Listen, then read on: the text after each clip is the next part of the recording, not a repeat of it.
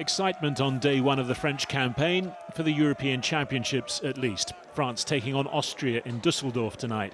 Back home it was the official day one of a fractious snap election campaign. France's hugely successful team has for years found itself politicised, vaunted as an exemplar of modern multiracial France, its patriotic allegiance doubted by the far right. Now, its 25-year-old captain, one of world football's biggest stars, has decided to make his own intervention. We see today that the extremists are at the gates of power. We have the opportunity to choose the future of our country. I really hope we make the right choice, and I hope we're still proud to wear this jersey on the 7th of July.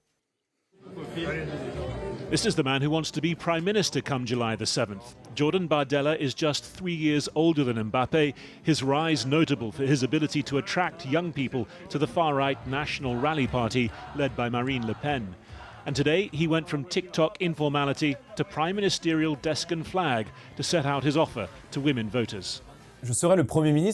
I'll be the Prime Minister who will guarantee the unbreakable rights and freedom of every girl and woman in France. Equality between women and men, the freedom to dress as you wish, the fundamental right over your bodies. These principles are non-negotiable.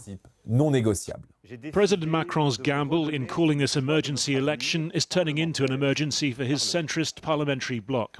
Je dissous donc ce soir l'Assemblée nationale. Polls suggest it's being squeezed into a distant third between burgeoning support for the far left and the far right.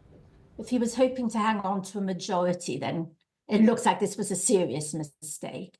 If he's hoping to make sure that Bardella can't be First Minister, then perhaps the gamble will pay off. But that means, of course, that the left has to win. Macron's recently appointed and now very much at-risk Prime Minister, though, is painting both ends of the spectrum as equal dangers. The alliance led by France Unbowed and the alliance led by the National Rally are the extremes. There'd be a catastrophe, firstly in terms of the social climate in the country, because it is division at all levels, conflict at all levels. It's also a disaster for the economy. But there are divisions among those two alliances. On the left, there's uncertainty over who will be the prime ministerial candidate, with the polarising figure of Jean-Luc Mélenchon looming in the wings. And for the centre-right Republicans, inheritors of de Gaulle and Chirac, the splits are so public and bitter as to transcend the term infighting. Their leader, Éric Ciotti, had to go to court to retain his position after a bid to oust him over his plan to ally with the National Rally. On the Seine today, the latest rehearsal for this summer's Olympic opening ceremony. Timed to the minute with multiple contingency plans. The election, by contrast, is a study in high-stakes unpredictability with a real chance of a far-left versus far-right face-off to decide the winner. In other words, Emmanuel Macron's worst nightmare.